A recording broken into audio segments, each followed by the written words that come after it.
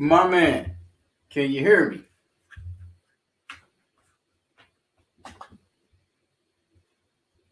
Are you muted?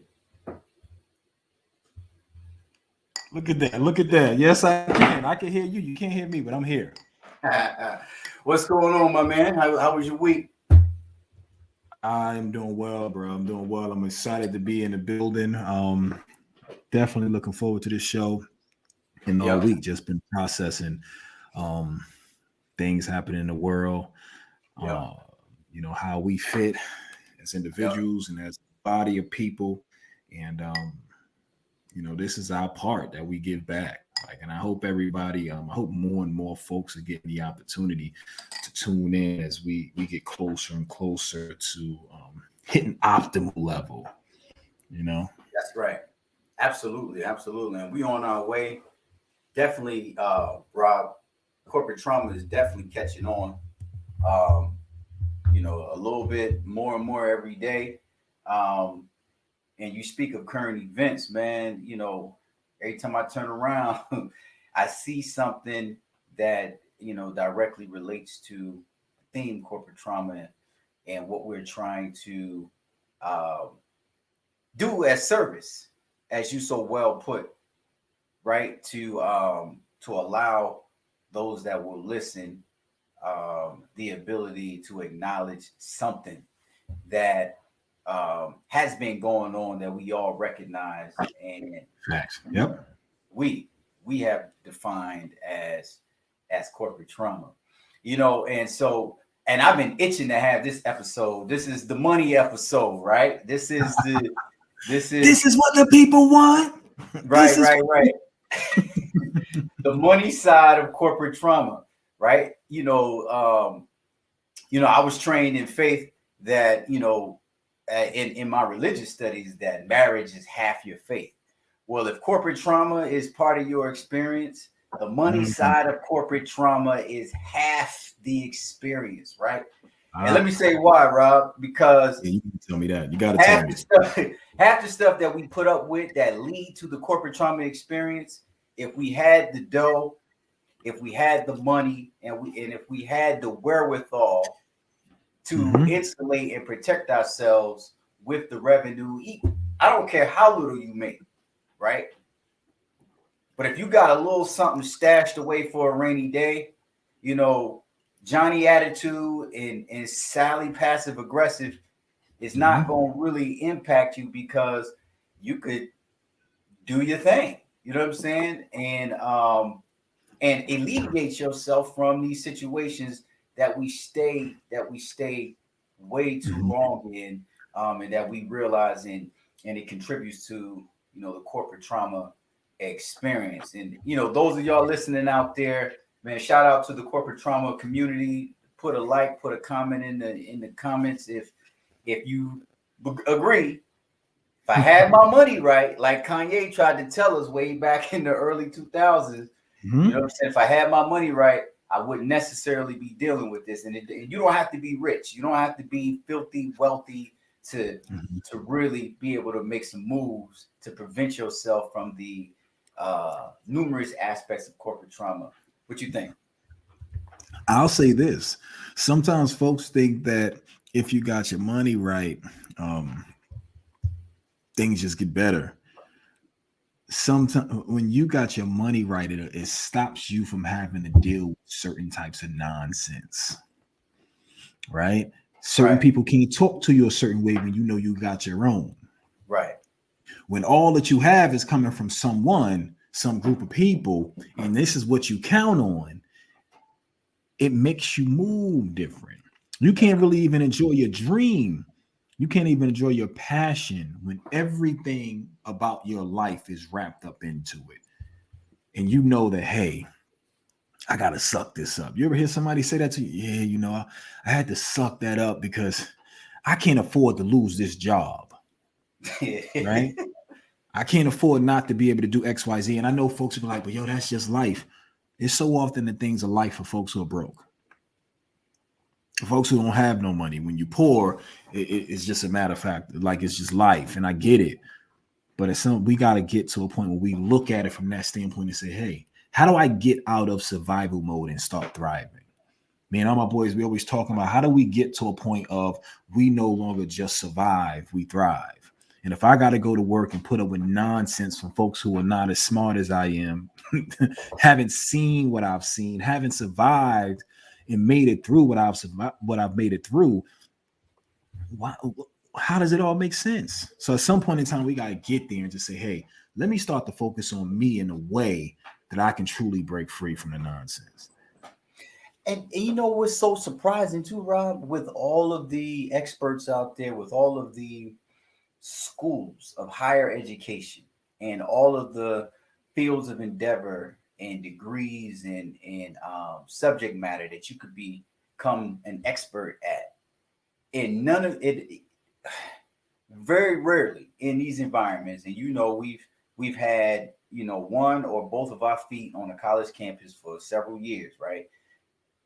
Yes, indeed. Why hasn't someone on a large scale stepped up and say it is just not feasible in a capitalistic free enterprise society to have all your eggs in one basket financially? That's just not that, like, and but that takes away workers though. Facts, right? Facts. Yeah. But all in one basket though. Listen, if you got all your eggs in one basket, that mean that you won't leave. You can put up with everything that I'm saying. You'll you might lick the floor. You'll let me smack you in your head. You'll do all types of things because you understand I control the board. I control the game. I control your money. And ultimately, I control your life and your household. It's not too many folks who want to give up that power. It's not too many folks who want to create leaders and bosses and those who are in charge to actually serve. They want people who actually can, hey, I need you to serve me. I ain't trying to serve you. So if I teach you how to be your own boss, if I teach you how to be your own leader, then who gonna lift up my chariot and walk me through the water? But help me understand this though. I can understand why 20 years ago, right?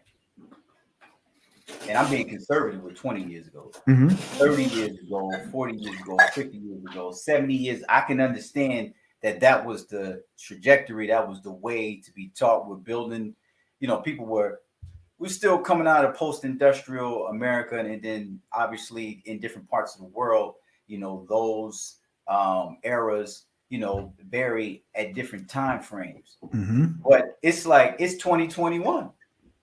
We still teaching folks to have all eggs in one basket. And, you know, I'm being the advocate here, you know. I know. I know. But corporate trauma is is the back end of an experience that a professional has when they are being controlled, to your previous point.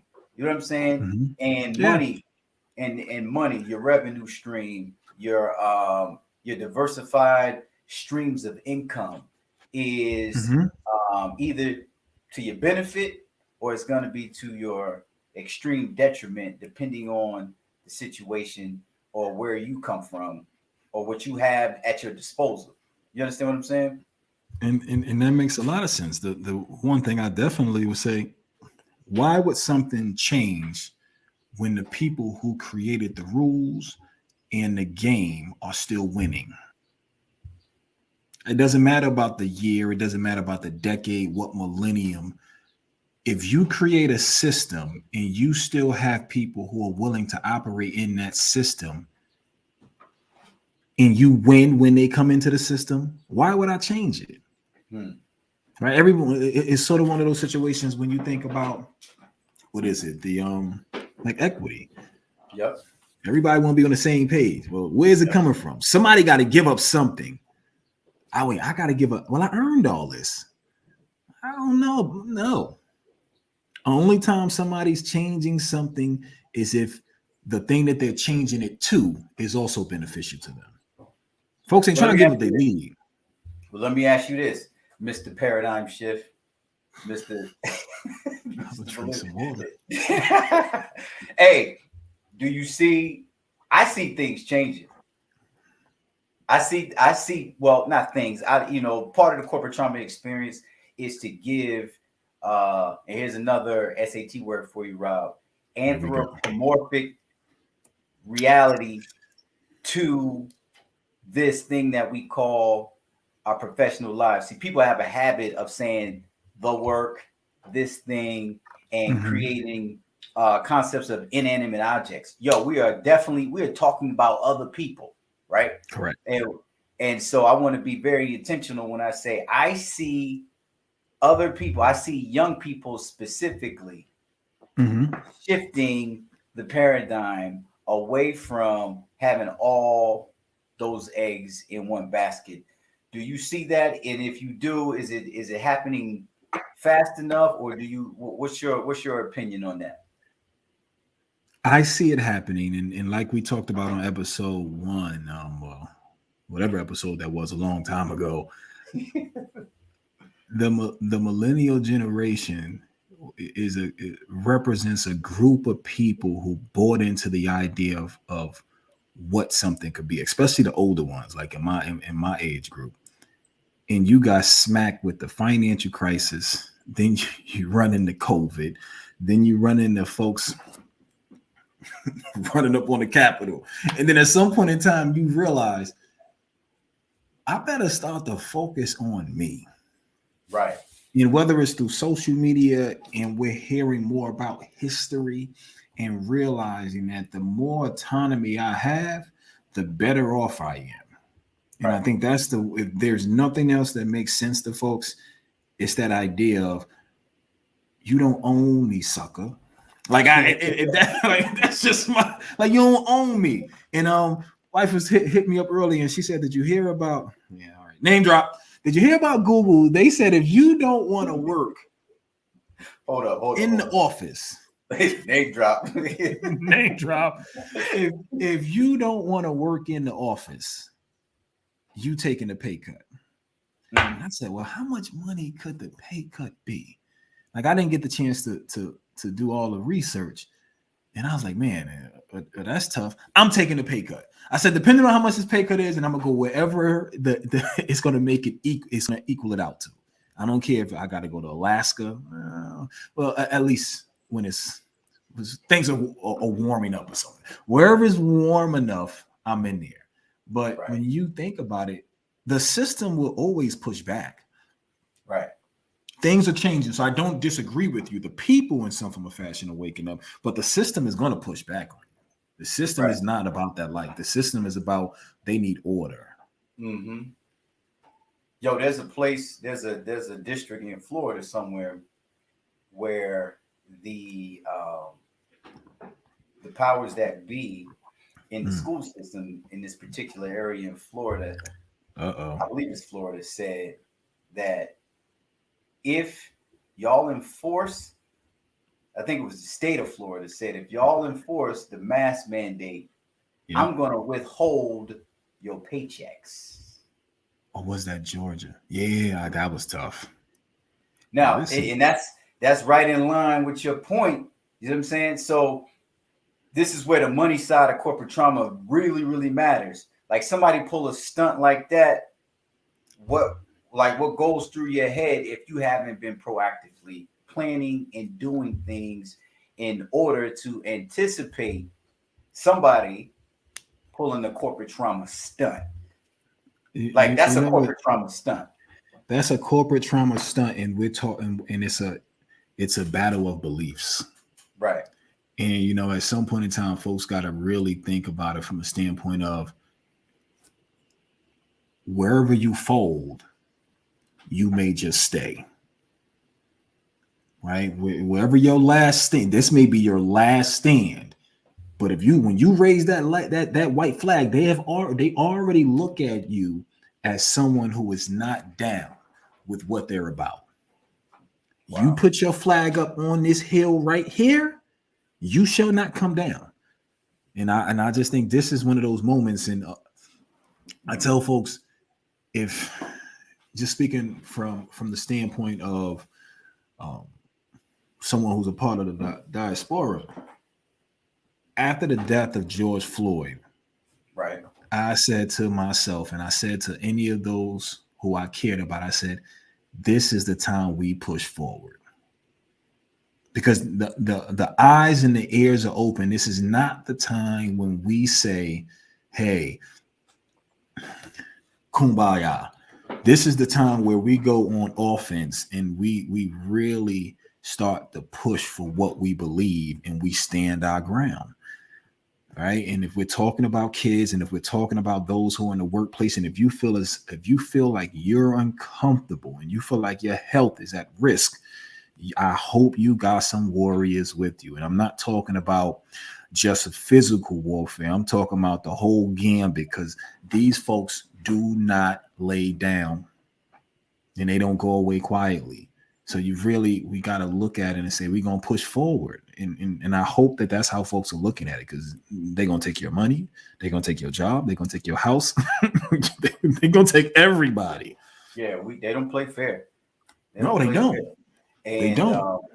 They don't play fair. And this is the time to figure it out, right? This is the time to kind of lay out in your mind and envision, what you're going to do for yourself and your family. This is the time to pool our resources. Correct. You know what I'm saying? And I'm talking about intellectual resources. Mm-hmm. You know what I'm saying? As well as financial. Like this is time to get together and pool those ideas and those ways. And I mean, hateration got to die right now. You know what I'm saying? Mm-hmm. Like ego tripping and the overly competitive to the detriment of everybody type of behavior. This is the time where it's time to really reevaluate all of that. I know we don't have a lot of time, but I want to throw you the alley. Okay. And I know folks, they see, but I don't know if they know. The conversation that we're having about corporate trauma, the conversation that we're having about economics, and we're rolling into this, the impact of the conversation that was had by the two brothers, the two honorable brothers that's on your shirt. Right. That the impact that would have truly been felt if Dr. King wasn't taken as early from the conversation from your shirt. Right. The ripple effects, because the King that we saw come out on the video, the scruffy one that talked, was after that conversation, if I'm not mistaken. That's facts. Right. Right. So I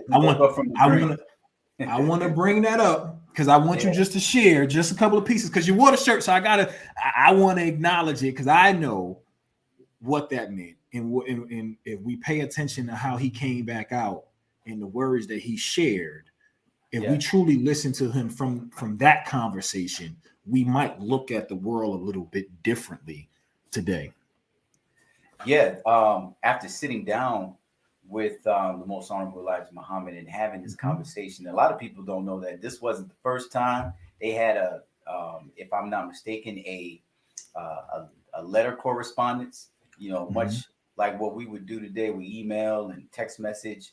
They had been corresponding with each other and decided to sit down, and the collecting of the economizing of factoring out differences and building on the things that we can agree on, right? And then moving out and showing that as an example to the people was an impact that we can't even fathom, because it happened before, it happened before I was born. But when the newspapers and media got a hold of that, Dr. King and the members of the Nation of Islam were getting together to go and confront poverty and economic empowerment. You had two very powerful ideologies and philosophies that had people behind it that were now going to, the Nation of Islam always stood for economic assertiveness and pooling your resources and doing for self. But now you had Dr. King bringing the masses of the people that he influenced along with it, that he was able to enumerate in that speech. You know, he was using terms like self-asserted manhood and withdraw your dollar. And if somebody's not treating you right, like you shouldn't be spending money from them. And he started name dropping, and it became a conversation of a different color. And unfortunately, you know what I'm saying, he didn't make it much longer after that speech he gave. So that's just an indicator, Rob, of how powerful it is to think collectively instead of individually, right? That forces the power structure in the system to respond. And are we ready for the response? And I know we got to get ready to transition, and I would just leave it with this one piece. Nothing more powerful and frightening to those who are in power than the unity of the people who they think don't know a damn thing. It's nothing more powerful. And the idea that you could have those who they consider to be radical and those who they consider to be passive to say, let's not think about what mode of transportation we want to take, but let's just think about the goal. Exactly. Right. And that's the piece till this day. That's the piece that we struggle with even now. Yeah, and that's a beautiful segue to our guest. And man, I've been really, really excited about having this conversation. Not only is our guest I believe is gonna give us a major contribution to this conversation tonight. I know this brother personally. He's a friend of mine. You know what I'm saying? Yes, and as we get older, you know, we realize what friends are. And I heard somebody that I respect very highly say that a friend is not just someone that you cool and you hang out with. A friend is someone who would sacrifice, you know, a significant part of themselves to make sure that you are better. And you know, as the old joke goes, when two people come into a room and it was like, "Yo, man, where'd you find this guy?" Man, I just found him on the side of the road. When I tell you, I literally found this man on the side of the road at the bus stop.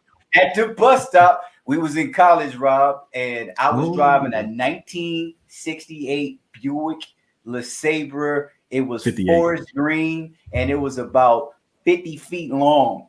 And on every corner of the car, every fender, every bumper, every door, every quarter panel was a dent. and I rolled down the crank window at that time, right? I was like, "Yo, Kenji, hey man, you need a ride?" He looked around. Ain't nobody looking. Yeah, I get in the car. You know what I'm saying? But even from day one, he was like, "Yo, I could save my dollar, right, and put it to use somewhere else and get into the car with this person, this brother that I know, but I don't know him very well. But it gives me an opportunity to network, and it gave us an opportunity to have a conversation and break the ice. To you know, I was guarded at the time, and I didn't really know him well, but it was an act of kindness that brought us together, and it's really a great example of what you could do if you come out of your comfort zone and you get to know somebody, you know what I'm saying, and take the time to get to know somebody a little bit better. And that relationship has blossomed to, I don't make any, you could call my wife, you could probably call his, I don't make any financial decisions or moves without this man's perspective, without his opinion, because of the things that I've seen him personally be able to accomplish from humble beginnings, from when we were in our late teens and early 20s all the way up until now, that we've known each other for decades now.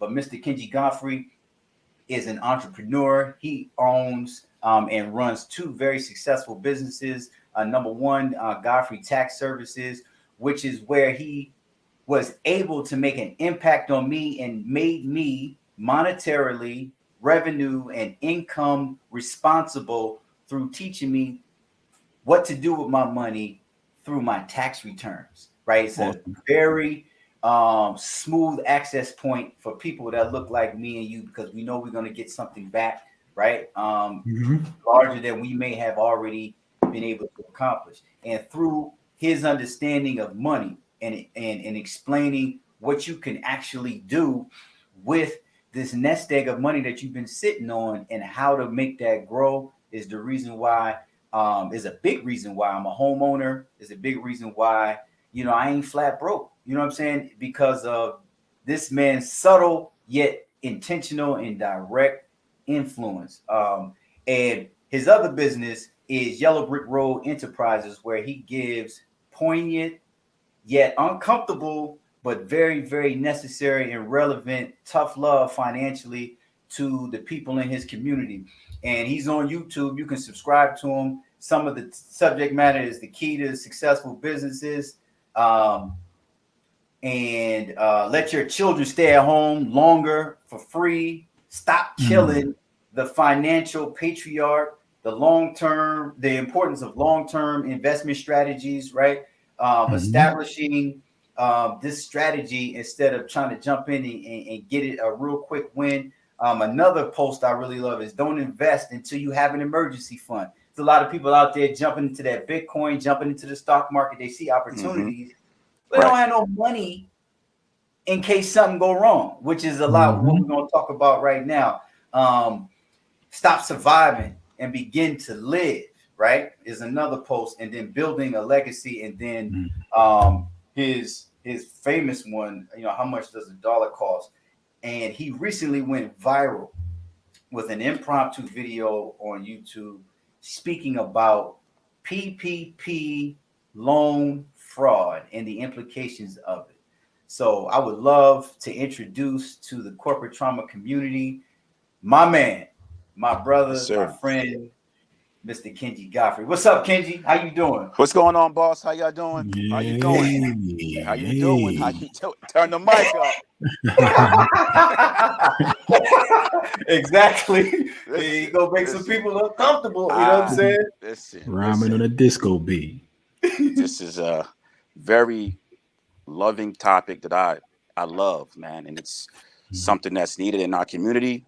And at the end of the day, I just want people to have the feeling that I have. Remember, like back in the day, when you got a fresh song and you got some nice headphones, and you next to your boy, and you're like, "Oh man, you hear this?" And you give him the headphones, and you see him doing the same notion you doing, right? You're giving him that vibe.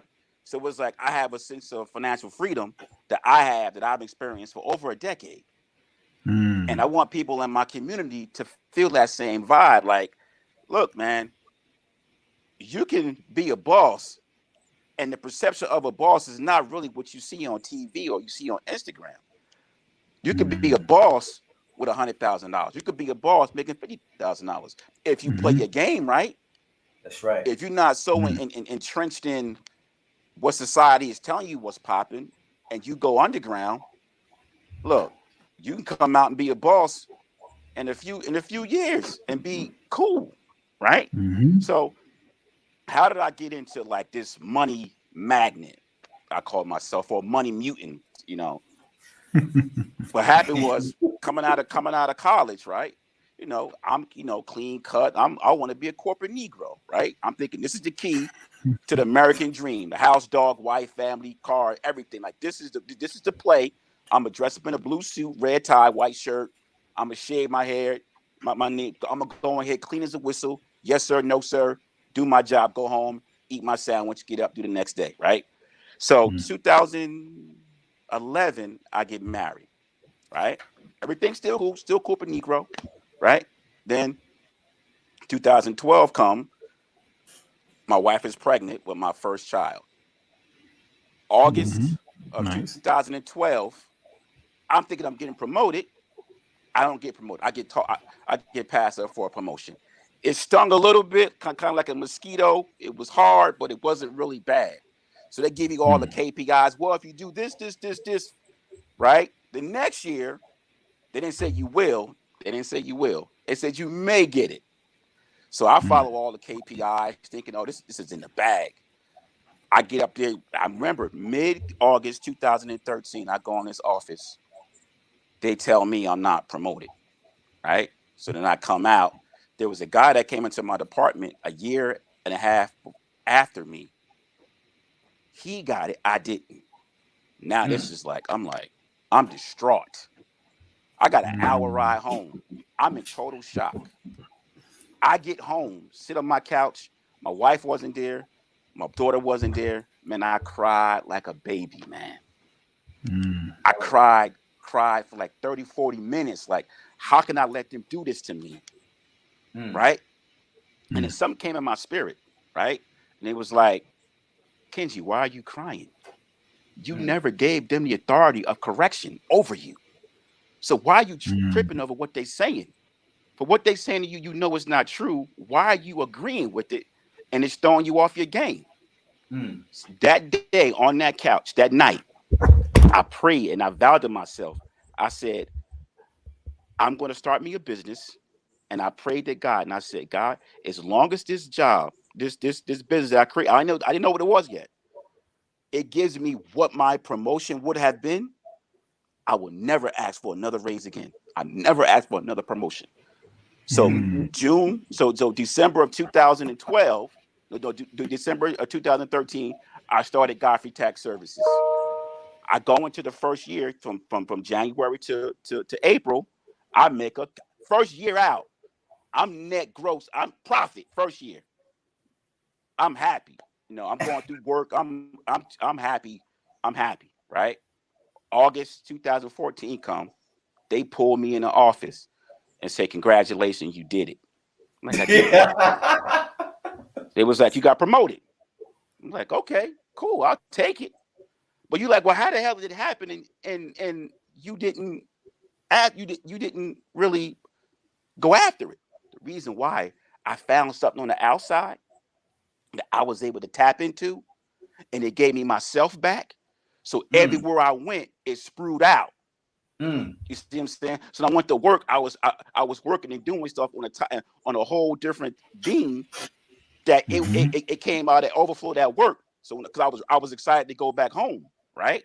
So that's how I was able to get the promotion without even trying, because I said, to hell with the KPIs, to hell with what you're doing. I'm going to do what I want to do. I'm going to take my power back, and I'm going to be my own man. And guess what? 2014, it's 2021. Guess what? I haven't got promoted since. But guess what? I didn't ask either. I didn't ask. Because what you giving me on that paper, I supersede that on the street. So now I'm like Superman and Batman. I'm like Superman, Spider-Man. I'm a superhero. I go into an office and I gotta act like I ain't great. I gotta go in there and do a job, but they don't know what my name is out on these streets. So I go into work. Can you slide over a little bit? I don't cheat the game, right? I don't cheat the game. I'm On the going the side. wrong way. Yeah. It's off. There you Right. go. So here we go. So I don't cheat the game. Right. I go in there and give them their service. But that's where it stopped. I've been here 13 years. But now I treat it for what it really is. I treat it for what it really, really is. Because now I know in corporate America, you have to have some type of insulation, financial insulation, to allow you to maintain your freedom and your physical freedom and your mental freedom. If you don't have that, you in trouble.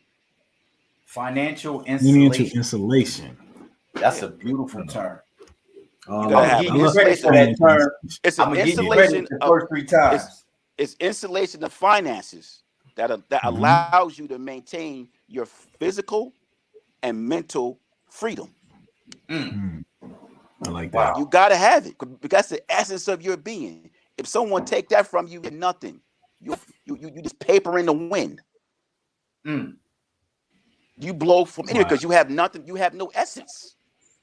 You gotta do. You gotta go. You gotta do what they tell you. They dictate what you eat, what you drive, what your kids wear, where you go on vacation, and you have nothing. You have no ammo to fight. I'm not going out like that, dog. I'm not going out like that. My kids will not see me hooped over, stressed out like that. They got to see me great. I'm their superhero. So when times are difficult at work, you can go in with a smile on your face and folks trying to figure out why you smiling What? so much. And it happened. It happened. It happens all the Hey, time. They and ask, until they like, what's why you so happy? Why you so? right. I be like, lady, you just don't know. I'm balling out here. I just got a check in the bag. Listen. It's no exaggeration. Like when I say I want you to feel the vibe, I get paid 26 times out of my job. On my mama. Majority of the time, I don't know when I get paid.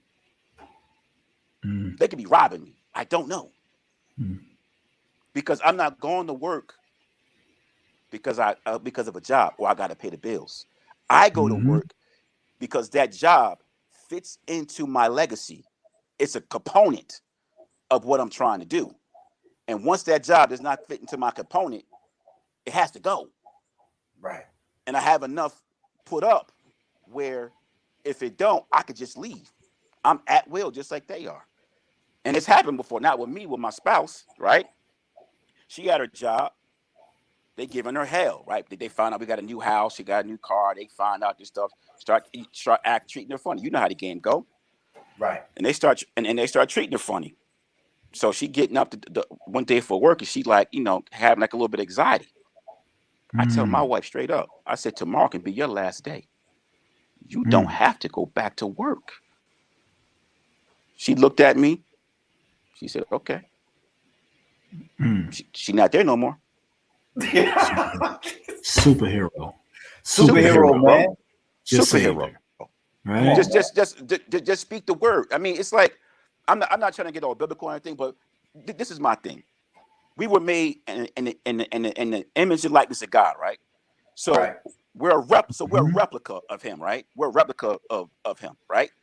So if we're a replica, you take a 49er jersey authentic and a 49er replica.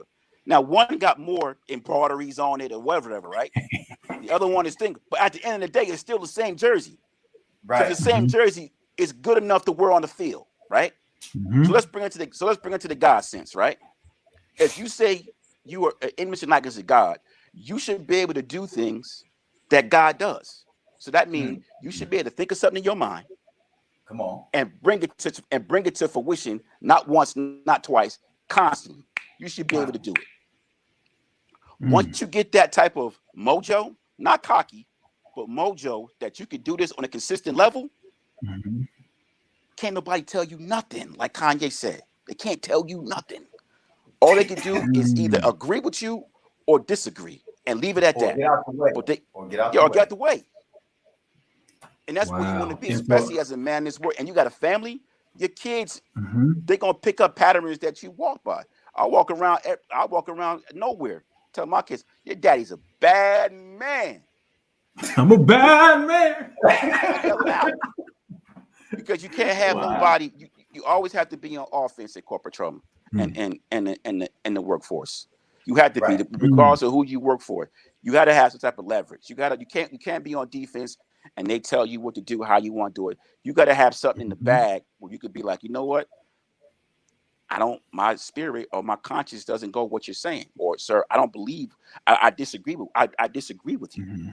But in order to disagree with somebody, you got to have something to stand on or something to fall on. I got to jump in there, Go ahead, because I want to make sure in my mind I want to touch on what I'm hearing. Right. I show up to work. I truly do believe, and I live by what you're saying. But I want to make sure that the folks hearing this, because I want to make sure they catch it. I'm not Superman in somebody else's building. I'm Superman. Boom. That's it. Right? That's it. I want to make sure I bring that forward. Right. Right. There's so many folks when they step outside their house and they step into somebody else's building. Right. They feel like that's when their superpowers are active. Right. And what you said, hey, when I go into the Daily Bugle, right, that's right, as the Black Clark Kent, right, they have no idea of what I'm getting. No idea. But they get what they ask for. Exactly. They They Agreement. listen, what I signed up for in this relationship, in this partnership, you shall Right. get, because that is easy. Right. When I leave Right. out of here and you like, who in the world is that brother who jumped over that building?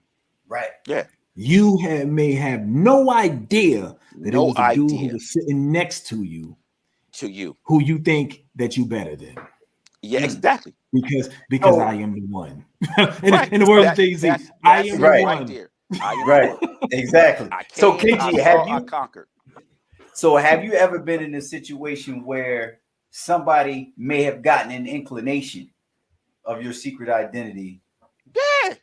due to being And I financially insulated? yes, and I had to play it cool like Superman. When they almost found out him, I had to pivot, not lie, because I'm not gonna lie on my brand.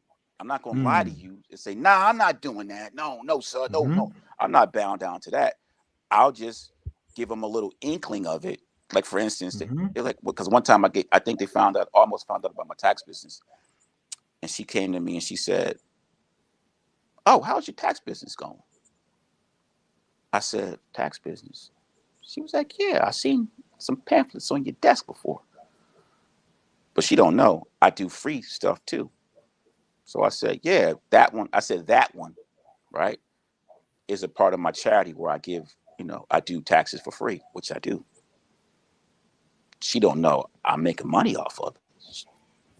But after that Mhm. day, I never bought my laptop in that office again. Because that's none of their business. And None of their and and business. I think folks got to think about it from that standpoint. Wherever we're going, whoever we're operating with, you Yeah, represent your own business at all points in time, whether you have your own company or you right, don't have your own company. right, We Right. go into companies and we automatically take the subordinate position because they pay us. right. And something that I want to make sure that I get across to everybody. Every time we have somebody on the show, and it's one piece that I'm always going to harp on. Your time is more valuable than a dollar. That's correct. Yeah, Your exactly. time, nobody, and I don't care what nobody, people can't argue with me on this piece. You can't Right. give me Right, my time back.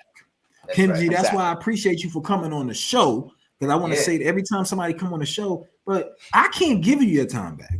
That's right. No, That's I the have one not met thing I one can't do. person that could say, Rob, I got a minute for you.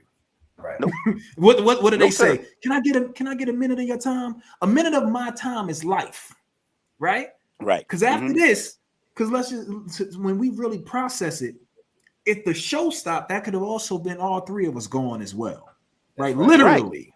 Literally. That's how like this thing sometimes we like, oh yeah, I'm not worried when I turn 65, when I turn 70, I'm going to do all these other things. You No. have the moment that you are living in right now to be And awesome. right. You want to be And that's awesome why now. And Mhm. I'm not giving you 67. I'm out. Look, Mhm. on my board, Don't 55, drop I'm no out. gems. 55, I'm out. Listen, listen, 55, you going? hey, listen, that's bro.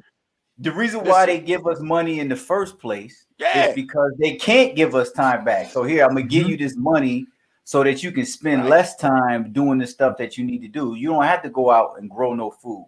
You can go Mhm. Yeah. buy it. You know what I'm saying? That's the only Right. reason why we get money anyway. But what you say, Right. Kenji, you out at 55? I'm out. It's on my vision board. I work towards it every day. I'm Mm. not giving you 40 years of my life. 40 I'm years. working in corporate since I was 20 something years old. I'm not giving you 45 years. It's not happening. God willing, I'm not You doing sound it. like me. But You sound like but me. but listen, I I'm just younger don't than you. Listen, I'm young every I time I don't step in the talk. building. Listen, Uh-huh. but I just don't talk it. I don't like I Right. said Mm-hmm. when I said when you take on them godlike tendencies, I put it to Mm-hmm. will. I will it to fruition, right? Yeah. So I say to myself, what Mm-hmm. do I have to do? Because for me, I know myself, right? I spend time with myself. I know what's my triggers. If my kid's not taken care of, take me out. I pray to God myself. Literally, I'm gonna tell you how serious I am. I prayed to God myself, and I asked Him. I said, if it's not in my fate, if it's not my fate to leave an inheritance for my children, take me the hell out of here and put somebody in my Mm. place. And I didn't pray it once. I Mm-hmm. done prayed it 4, 5, 6 times. If it's not Mm-hmm. my fate to leave an inheritance for my children, get me out of off this earth because I don't belong here. Mm. I'm Mm-hmm. sitting. That's how That's how I set the serious. tone. That's serious I am. So what do? I say, okay, if I want to leave at 55, what has to be done? This house has to be paid off. So I'm paying it off faster right now. Okay, what's next? My kids' tuition got to be taken care of. My kids get 529 plans as soon as they come out the womb, and not calculated. My kid's 8. By the time she turns 12, she gonna have 4 years worth of Temple University in the bag. At 12 years old, I'll be close to retirement. House be paid off. Cairo, he's going in first deposit August 30th of this year. I'm not playing.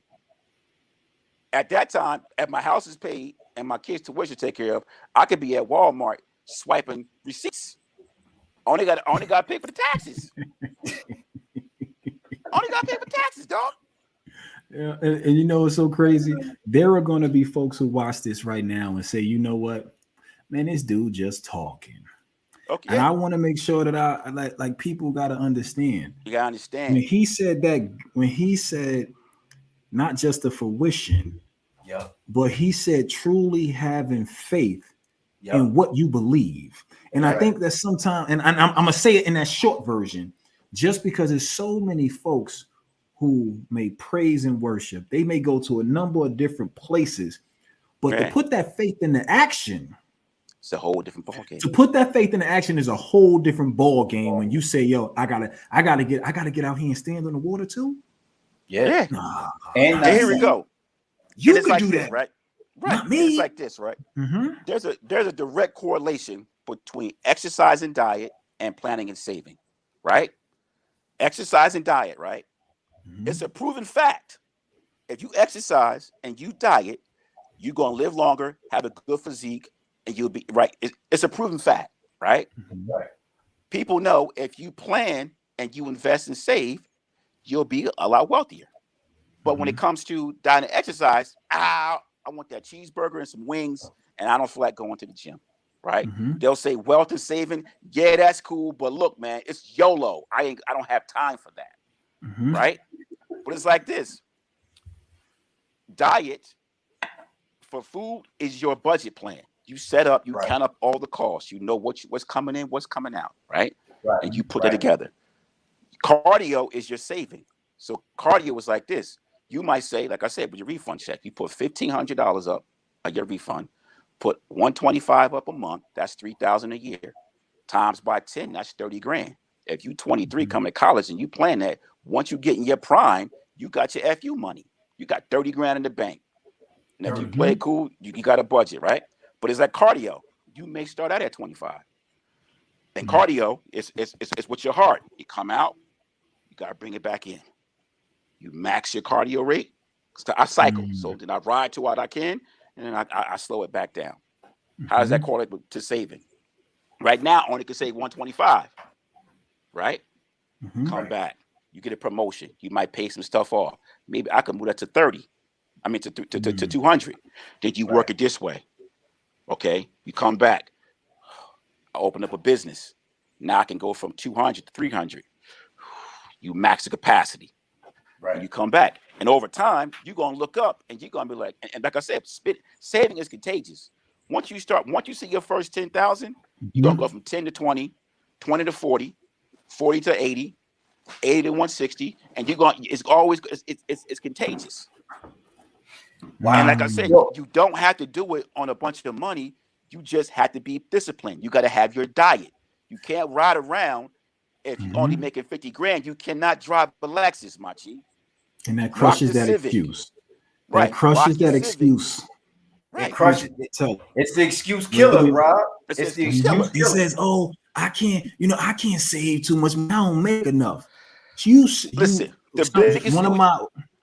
one of the people that I look up to, her name is Allie James, man, and she said, "You have to grow where you are planted."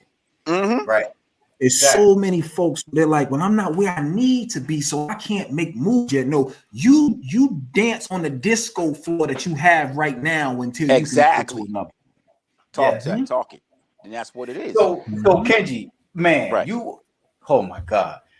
I gotta ask you this 2-part question, right? Okay. So, I gotta look, because you could, I don't know if y'all listening, this brother could keep going.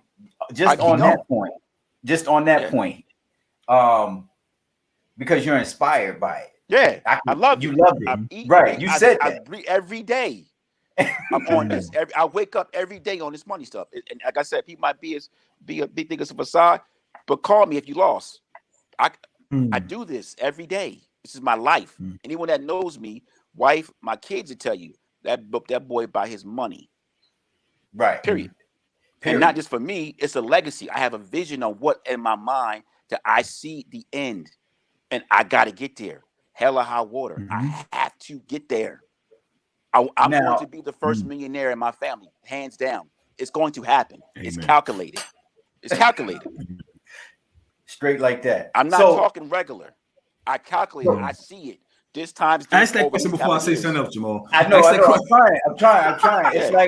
It's like having two Roberts on the show, man. Yeah.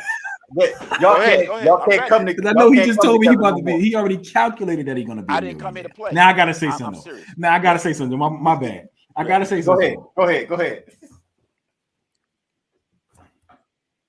Knowing who you are, knowing your superpowers before you go somewhere, understanding that you are your own business, calculating knowing where your money is going at all times, then being able to calculate where you see yourself being money-wise. Not just today, not just tomorrow, but the future. I don't know if folks pay attention or if they grasping or if they listening, but I hope y'all listening to what Kenji's talking about. Because when you process, he said, listen, I don't know if y'all know yet, but I'm already a millionaire because I already know I could. It sounds like you could tell us when, right? Yes. Like when you really think about that, on this day, we not like there's some folks out there right now who are like, hey, yeah, I'm getting married on such and such 2022. Kenji just said, listen, if I wanted to tell y'all my business, I could tell you in 6 years, in 3 days, in 72 hours, I will be a millionaire. I'm a millionaire. And I'll buy you a cup of coffee when I see you. I can tell. I want Krispy Kreme donuts though. I don't drink coffee. And if you follow me on Facebook, I post some of my business earnings on. I show you. I'm not. I tell you what I'm doing. I ain't gonna post a million though. I know. The tax bracket. Okay. It's coming. I was about to say, take it easy. Yeah. Hey, listen. I don't live now. But just so folks know it's real, Kenji. Right. I'm gonna ask you a 2-part question. Right. Okay. I'm gonna ask you a 2-part question. Because you don't just keep this information to yourself. No. You work with people. Right. Because you love it. And through that work that you do, similar to the work that you did with me, right? What are some of the worst habits that you've seen practiced, right? That through people's money management that increase their corporate trauma experience, and what are some things that you could say about your own personal growth that can combat some of those worst habits? Like, what are you telling people from your own story when you see these habits? You know what I'm saying? If you could be specific, for example, while you get your thoughts together. I'm ready. I ain't got it. I'm ready. Oh, you ready? All right, go ahead. I'm ready. So number one he locked and loaded, he said. Yeah, I told you I didn't come here to play. The biggest thing that I see is people value an image over a substance. So what they do is they want to look like corporate. They think, okay, if I'm rocking Gooey Louis Prada in here, I have arrived. So they use their dollars that they've worked hard for in exchange for material things, right? That's number one. Number two, what I see is when things get distraught at the job, they become unprofessional. When you become unprofessional, you lower your standards to them. So now they got you, right? I see that. And number three, the biggest thing that I see is you broke. If you're broke, you have no leverage. So in order to keep your dignity and pride, it doesn't come with the image. The image is only for outside people. Broke is an internal mechanism. So you have to fix brokenness to feel like I said, I used to be in all that stuff. I remember I was a corporate Negro. I wore the stuff, Jamal, you know it. Yeah. But now I could walk around in a Target, a shirt from Target, a polo from Target, and a pair of Dockers and feel like $1,000,000 because I'm not broken physically, inside, and my bank account. So it doesn't matter to me, that stuff, no more. Because once again, I have a vision, right? So now while we're here, I want to take this time, right? We're talking about corporate. I want to take some time right here.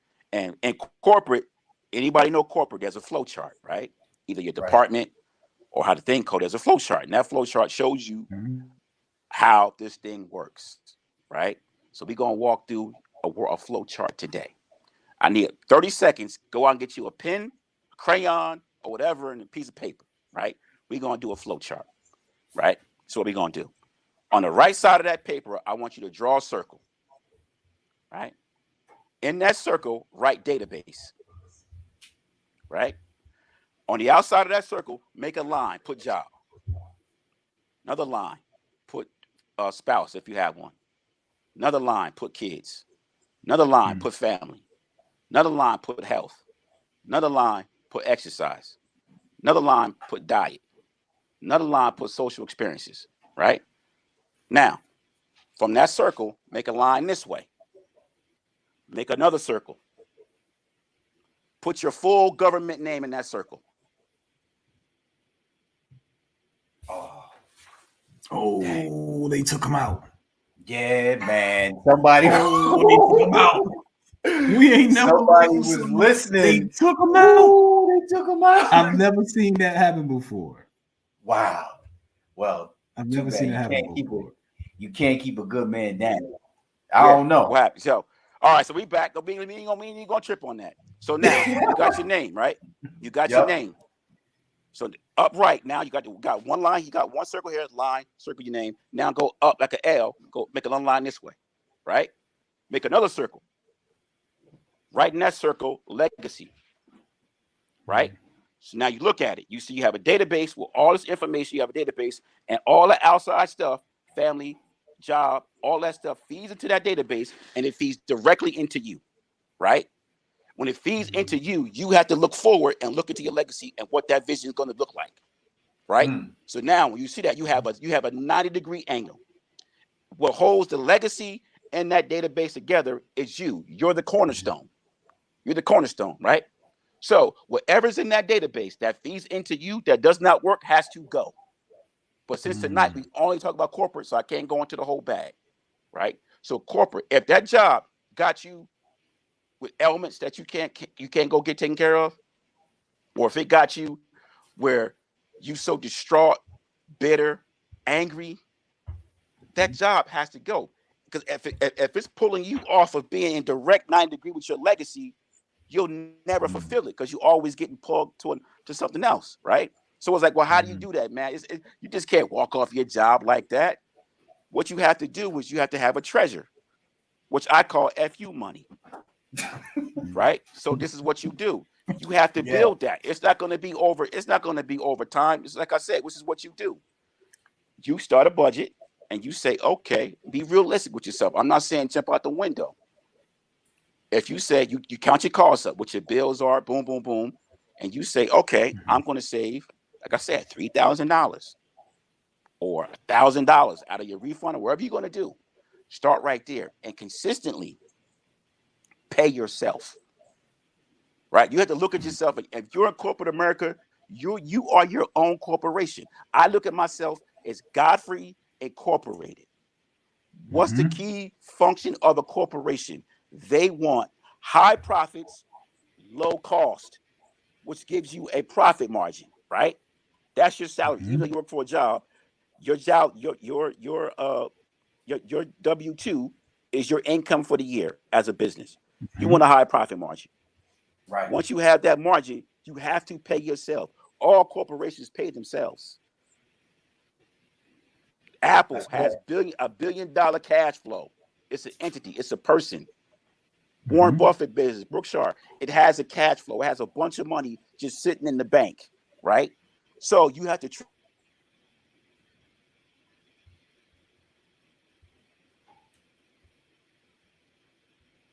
300, 125 get you 3,000. Over time, you put into that. And live below your means. I'm not saying be a minimalist. I don't go that route. I like nice things myself. But I don't live. We got approved for a $700,000 house. I bought one for $325,000. I could have a Lexus. I drive a Honda Accord. I'm 43. I've only driven 3 cars in my life, and I rid them all into the ground. So if you're out buying cars and I don't have a car payment, my money's going into this account, right? So over time, you look better than me, but I have more power than you. I have more influence than you, right? So if you scale back on that, 2 big things you could change. You cut your phone bill down and don't eat out all the time. Just cut those 2 things starting now. Why pay $200-something for a phone a month when you can't use that to 9 to 5 anyway? It's just sitting there, right? Why go out to eat? Breakfast in the morning, you stop in at Starbucks, $9. You got a snack, then you have lunch for $8 at Chipotle. Then you come home, you have dinner at Chick-fil-A. You spending $20-something, $30 a day, times that by 5. Then you go on that Friday night or Saturday night, spending $30-$40. You calculate all them expenses up. Then you go on to Walmart, you go on there for some milk, and you come out there with a whole cart, right? Calculate all that up, and imagine if you the urge of buying something, you put it in that account, and over time, you'll get your financial independence back. You'll get smarter. You'll get wiser, right?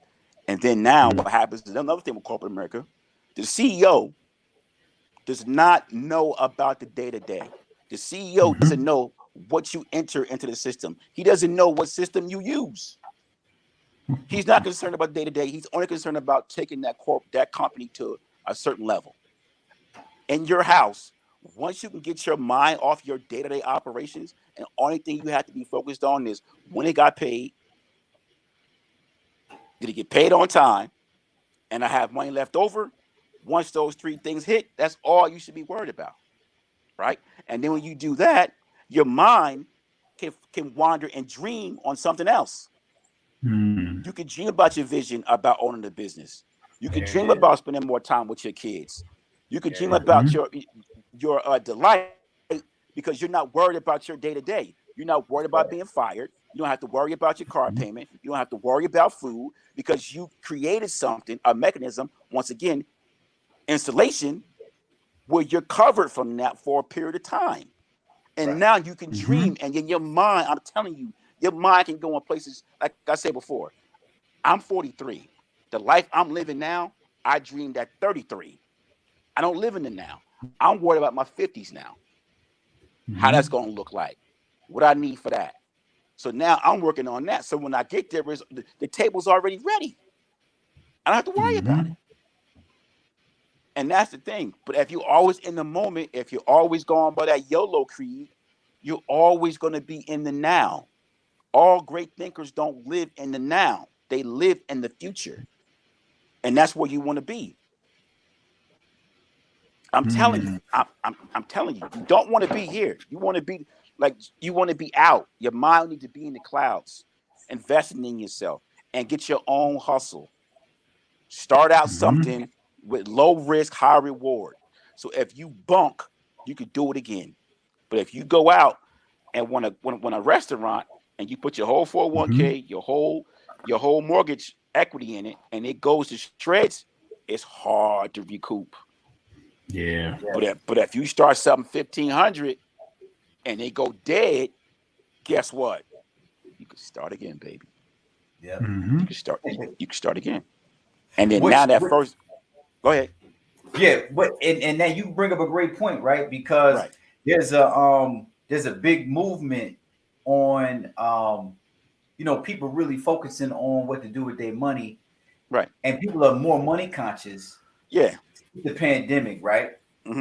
But one of the things that I know that you've always shared with me that I think is important for this conversation is the understanding of how much to balance your your Uh-huh. net worth in liquid assets. Right. Can you talk a little bit about that? Liquid. Yes. So, like I say, people like to go out, like the big thing is Bitcoin, and which is cool, right? Mhm. I'm not knocking it. I did win it too, but it's levels, like Meek Mill said. It's what you have to do. You have to have a savings first. You have to have a level at least. Look, first have $1,500 and an emergency fund, meaning if you need new tires, if your dishwasher break, daddy need new shoes, you can just go to that account, pay for it, and it's there. So that's your first buffer. Second, Mhm. your second one is your life budget, meaning the maintain your house, right? So you calculate all your bills, and you know if it takes $1,000 to run your household for a month, that means necessities, not cable. I'm talking about food, electric, gas. If you have a car payment, or at least if you have two cars, at least one car, your mortgage payment, the necessity stuff that you need. You calculate how much it is for that. Start out saying, I want a month worth. Then work your way up to 2 months. I prefer to have 3 to 6 months, but actually, because of COVID, get to a year. But you just can't start a year. Start small. 1 month, Mhm. okay, 2 months, and you work your way up to at least maximum, at least get to a year. Me, I'm 2 years now because of COVID, right? Mhm. Have that level. Then once you get to those things, I say once you get to 6 months, then you can invest. And then when you invest, don't put more than 10% of your net worth. So if it goes down, your house don't go down with it. Mhm. Don't put more than 10% of your combined net worth into the market. As you have more money, you can invest more, right? Mhm. Because you want to be able to keep your freedom and your mobility, right? If something when COVID happened, right, and they were saying, "Oh, layoffs is going to be the worst layoff," I slept good at night, man, because I knew I had an X amount of dollars in the bank and my kids were good. And if I didn't get hired for years, we were fine.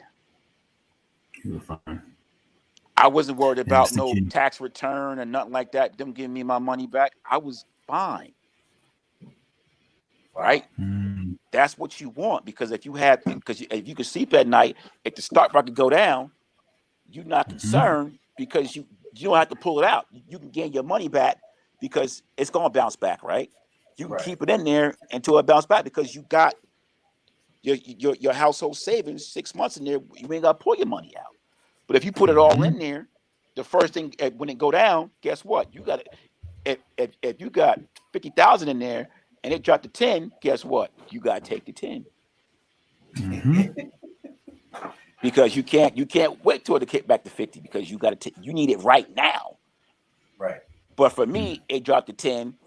I could leave it in there and I could hold until it come back. And Mm. that's a game you have to play. You see what I'm saying? But you can't think like that if your mind is always in the shallow. If it's always day to day and you surviving, you can't think high. You can't. Right. So you have to find ways to get yourself out of that and allow yourself to dream and think about it. You'll be surprised with this mind, this noggin you got when you don't have no weight on it, what it can do and what it could deliver to your life without you even thinking Mm. about it.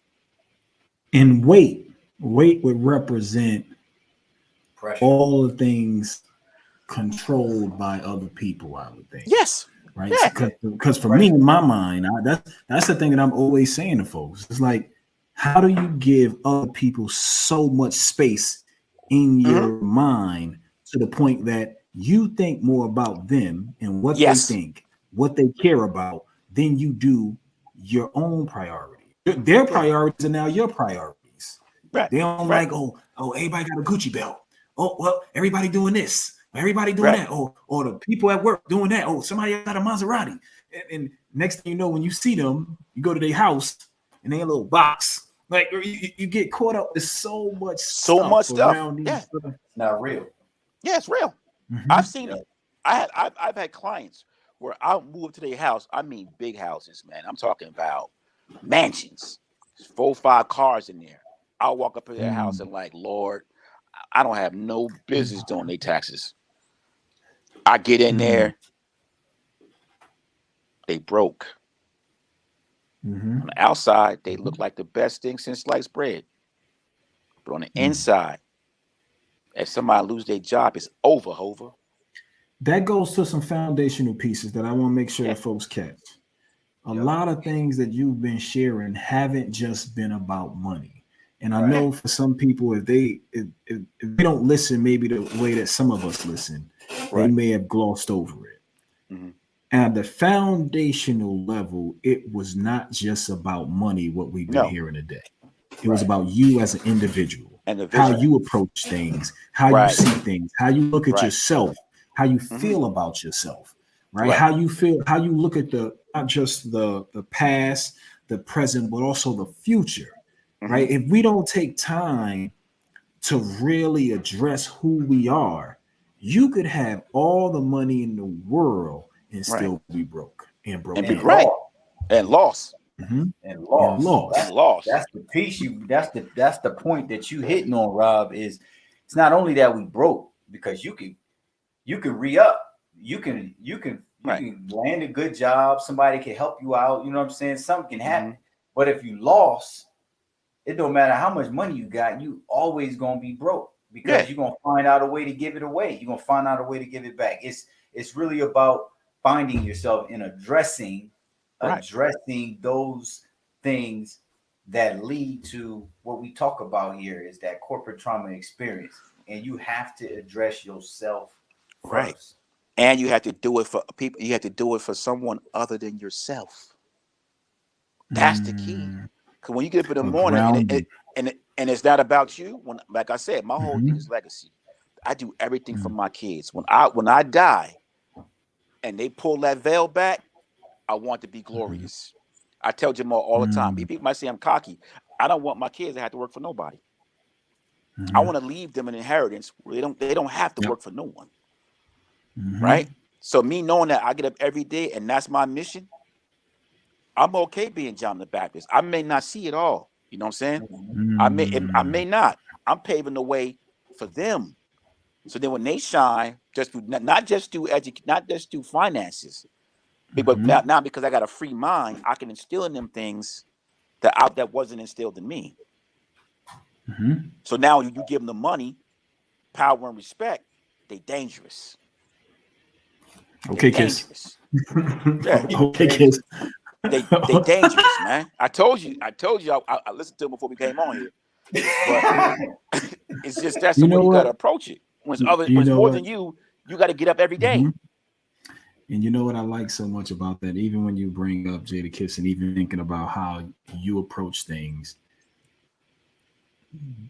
staying grounded and finding a way to keep things connected, worldly things connected to real things that matter. Right? Because a lot of times folks have the worldly things being the foundation. Their foundation, right? And when you think about it, worldly things being things that are created by men and women, those things shift all day.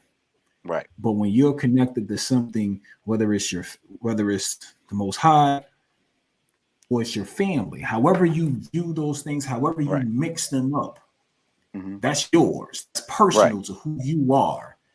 But so often, so many of us, we get connected to things that are about other people.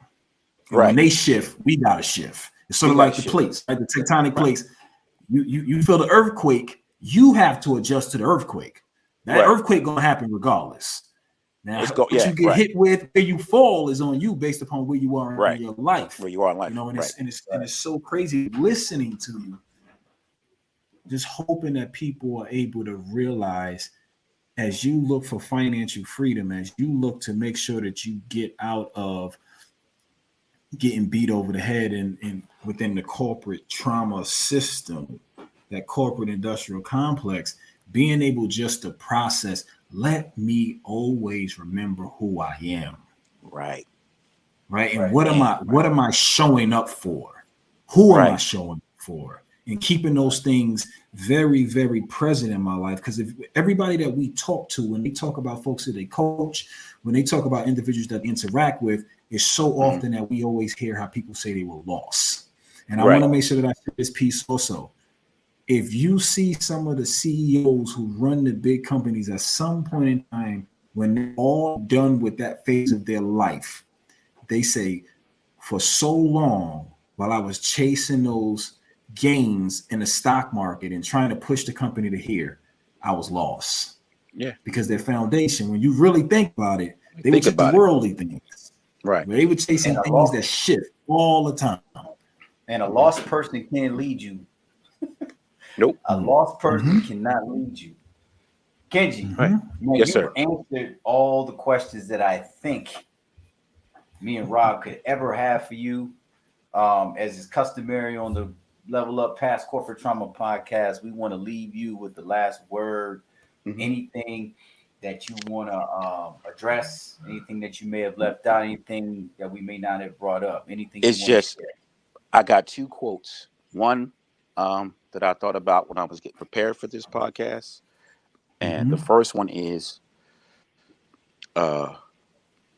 never allow a system to take your tenacity in exchange for trauma. Once again, never allow a system to take your tenacity in exchange for trauma. Number one. Number two, this is not mine. This is not mine. I got this off Anthony O'Neill YouTube channel. He had a guest on there, and she said this one thing that is one of my top 5 quotes to this day. Okay. And it's been on my mind for months right now. And she said, and I quote, "You come into this world looking like your mother and father, but you die looking like your decisions." I'm going to say it again like Cisco. I'm going to say it again like Cisco. Okay. You come into this world looking like your mother and father, but you die looking like your decisions.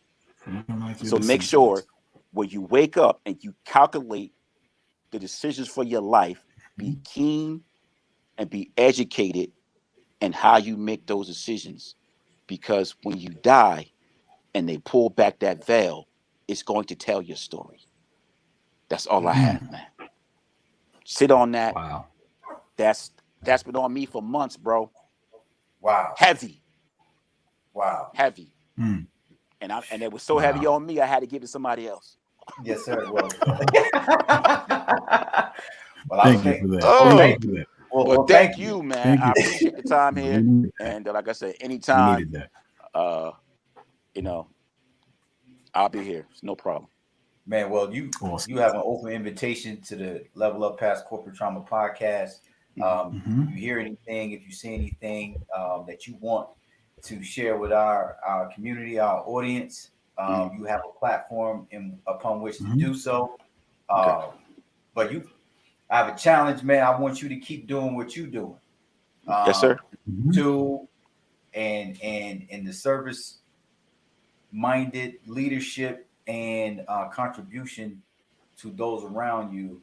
Please continue to do so, because there's a very slim amount of people, Rob, that's talking with the same impact, urgency, and level of love about this particular thing, which is really traumatic for people. Yeah. You understand what I'm saying? Money and legacy and leaving a nest egg for those that we leave behind, right? And Kenji and I had a conversation one time where, we talked about how people, after they retire, have worked their whole life on their whole career, and they don't last very long physically. They pass away after they retire, because we realized the only thing that was keeping them going was that corporate trauma experience at work, and they gave it all they got, to the point where their physical self had nothing left to give after it was all said and done. So this is a very important subject, and I hope people go back and listen to it again. And Kenji, we gonna let you go, but if you hold if you hold for a second, Yes, sir. We'll get right back to you. But Okay, no thank you problem. again. Thank you again Thank for you. joining. Thank you. Appreciate you, brother. We definitely Thank you, appreciate you. man. Definitely appreciate Dancing you. on the My disco pleasure. ball, Definitely. man. My And pleasure. tell the people how they can get a hold of you before you go. Yeah, so I guess I have a YouTube channel which I'm gonna start back up in September. Yellow Brick Road Enterprises, and I'm on Facebook. Just my name, Kenji Godfrey. You'll be able to look me up. I always have quotes and stuff like that on there, and that's it for now. I'm trying to be like you guys, trying to branch out a little bit, but I'm not quite there yet. But I'm trust and believe I'm gonna get Be there. there. Nah, But man, but yeah, those you are two just don't places. You have know any it. questions on financial stuff? Like I said, inbox me on Facebook, and I will get back to you as fast as I possibly can. Dope. Awesome. All right. Thank you, brother. Thank you. All right, man. Thank Thank you. Woo! Rob, what you got? You all right? Listen, folks know, especially if they know me, I'm always trying to drop some jewels and some gems. And when you're processing and you're getting someone who's doing gem dropping, the best thing sometimes you can do is just listen. And Kenji, he laid out some things with all types of passion and sincerity, but also a very, very large sense of faith in what he believes. Right. And when we share that faith, sometimes people think it is cocky, right? And I've gotten to a point in my life where if you think something cocky, that's on you to deal with. That's right. Right. It's just on you. Between me being confident and you thinking I'm cocky, that's on you to deal with. Yeah. Because and I was just talking to one of my brothers earlier today. Being able to really enjoy who you are, the work that you do, and not being afraid to be celebrated for the impact that you have on other people is key. And for many of us, and I know I suffer with that myself, I just like to do the work. But being able to take the time and recognizing the impact that you make. So that brother right there, he understands that piece, understand where he's going, how he's setting it up. And, we got to celebrate him as well as ourselves. And that was an awesome conversation. So I'm happy we was able to get him on the show. Yeah. And not only is he doing that, but look, man, not only is he doing that, he's bringing other people with him. Mm-hmm. I'm a great example. He had to jostle. He had to wrestle with me, man. I remember one time we was hanging out, and I was like, man, I got to stop by the mall. I got to take care of something. And this is back. I'm a reformed, recovering sneakerhead, right? You know what I'm saying? This is back when I was working for a major sporting goods store, sneaker distributor in the mall. And I went to another mall because they had what I needed over there. And so I was like, yo, we got to go in here. I got to take care of something. He's looking at me because I'm like, I'm not going to buy nothing. He was like, I got to take care of something. So I get to the cash register, right? I pull out, and those who know me personally know me as the layaway king. So I put back in them days, right? I pulled out a receipt about 3 times as long as that stuff with layaway on it. And when he realized what I was doing, and when he realized because he know me, he was helping me with my taxes, and he saw what I was doing with my money. He didn't even have the heart to roast me on the spot. He was like, you know what? I'm leaving this. I'm gonna go down the hall right here because later on he told me I couldn't watch you. I couldn't watch you do that to your money. You know what I'm saying? And that's the type of people you need in your circle, man. You show me your 5 closest friends, I'll show you your future. And I'm so glad that brother's in my circle because what he's doing is adding on not only to his legacy, but to those that are close to him. And folks, this is what the Level Up Past Corporate Trauma podcast is all about. It's about pointing out the issue that's called corporate trauma, but this is not a vent session. This is acknowledging the wrong that is corporate trauma so that we can give you something real in order for you to level up. So until we see you next Thursday, next week, We pray that everybody has a productive, blessed week, and we'll see you right back here next time. Hope you enjoyed yourself. Rob, excellent episode, man. Can't wait to see you next week. We did it again, brother. Enjoy your night. All right. Peace.